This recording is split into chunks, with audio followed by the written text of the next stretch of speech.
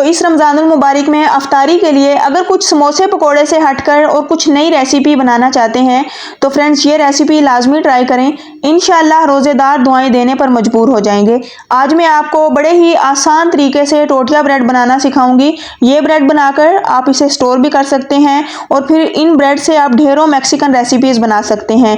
तो फ्रेंड्स, ना ऑयल का खर्चा और ना सेहत के लिए कोई परेशानी, एकदम लाइट मील सी रेसिपी जो अफ्तारी में ही डिनर की कमी को पूरा कर देगी। तो चलें फिर यहाँ टाइम क्यों वेस्ट करें, अपनी ये ज़बरदस्त रेसिपी बनाना शुरू करते हैं। बिस्मिल्लाहिर्रहमानिर्रहीम। तो ये टोटिया ब्रेड बनाने के लिए सबसे पहले हम डो रेडी करेंगे।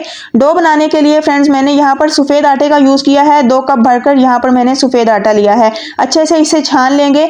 आप चाहें तो यहाँ पर आप मैदे का भी यूज़ कर सकते हैं, चाहें तो आप नॉर्मल जो चक्की का आटा होता है वो भी ले सकते हैं, लेकिन मैंने यहाँ पर सफ़ेद आटे का यूज़ किया है। अच्छा, यहाँ पर आटे को छानने के बाद कुछ चीज़ों की मिक्सिंग करेंगे, जिसमें हाफ टेबल स्पून हम नमक ऐड करेंगे, क्योंकि नमक हमने यहाँ पर 2 कप आटे के हिसाब से लिया है।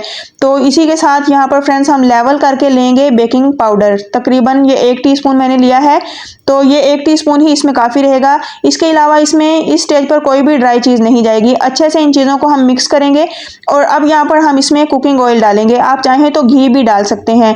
तो फ्रेंड्स, यहाँ पर ये मैंने लिया है 1/4 कप। कप के हिसाब से अगर आप टेबल स्पून के हिसाब से लेंगे तो 4 टेबल स्पून भरकर इसमें ऐड कर दें। तो ऑयल ऐड करने के बाद अच्छे से हम हाथों की मदद से पहले इसकी मिक्सिंग करेंगे ताकि ये अच्छे से मिक्स हो जाएं और फिर हम इसको डो बनाएंगे, यानी कि इसको गूंद कर तैयार करेंगे। तो गूंदने के लिए फ्रेंड्स मैंने यहाँ पर दूध लिया है। बिल्कुल रूम टेम्परेचर पर दूध का यूज़ कर रही हूँ, ना तो ये गर्म है और ना ही ठंडा है। तो यहाँ पर हमने थोड़ा थोड़ा करके दूध इसके अंदर ऐड करना है। तकरीबन हाफ कप इसके अंदर दूध गया है, बहुत ज़्यादा दूध की मिकदार नहीं जाएगी। तो फ्रेंड्स, टोटिया ब्रेड बनाने के लिए डो का सॉफ्ट होना बहुत ज़्यादा ज़रूरी है। ना तो इसको बहुत ज़्यादा आपने हार्ड रखना है और ना ही पतला रखना है, बल्कि इसको सॉफ्ट बनाना है। तो यहाँ पर हमने इसको समेट लिया है। अब हम इसके ऊपर थोड़ा सा मज़ीद कुकिंग ऑयल लगाएंगे, अच्छे से इसको ग्रीस करेंगे और इस तरह हम इसको ढककर तकरीबन 15 मिनट के लिए छोड़ देंगे ताकि इसको रेस्ट आ जाए, फिर इसको गूंदने में आसानी होगी। तो जब तक यहाँ पर हम चिकन की तैयारी कर लेते हैं। फ्रेंड्स, यहाँ पर मैंने 1 पाव लिया है बोनलेस चिकन, तो इसको बॉईल करने के लिए मैंने चूल्हे पे चढ़ा दिया है। खुला पानी इसमें ऐड करेंगे ताकि चिकन अच्छे से गल जाए।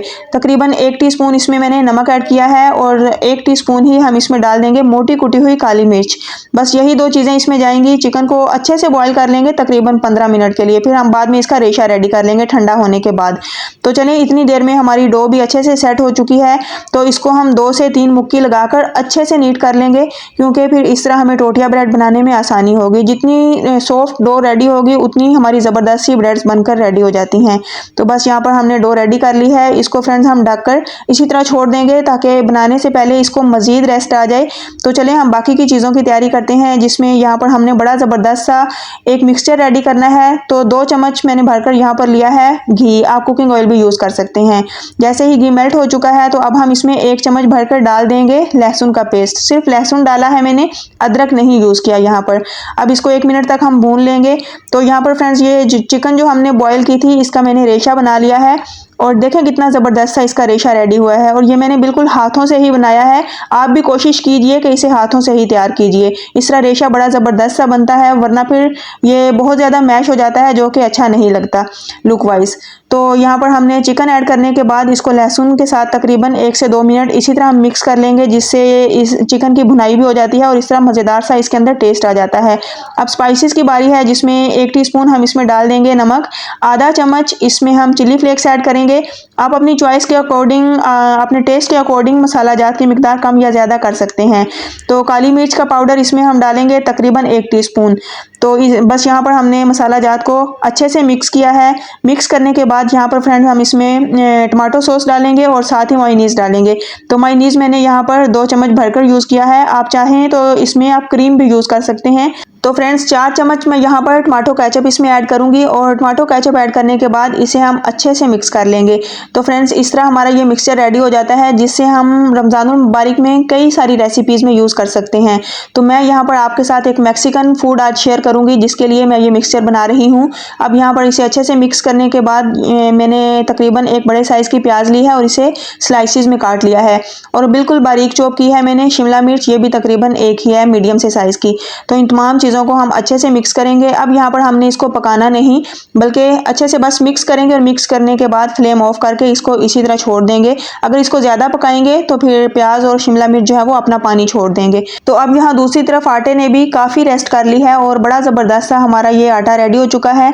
तो फ्रेंड्स, इस डो को हम काउंटर पर ले आए हैं और इसका एक ज़बरदस्त सा हमने रोल रेडी कर लिया है।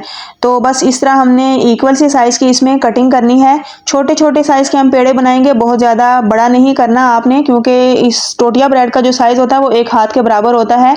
तो एक ही साइज़ के यहाँ पर हमने पेड़े बना लेने हैं। इस तरह ब्रेड का एक ही साइज़ बनेगा, छोटा या बड़ा नहीं होगा।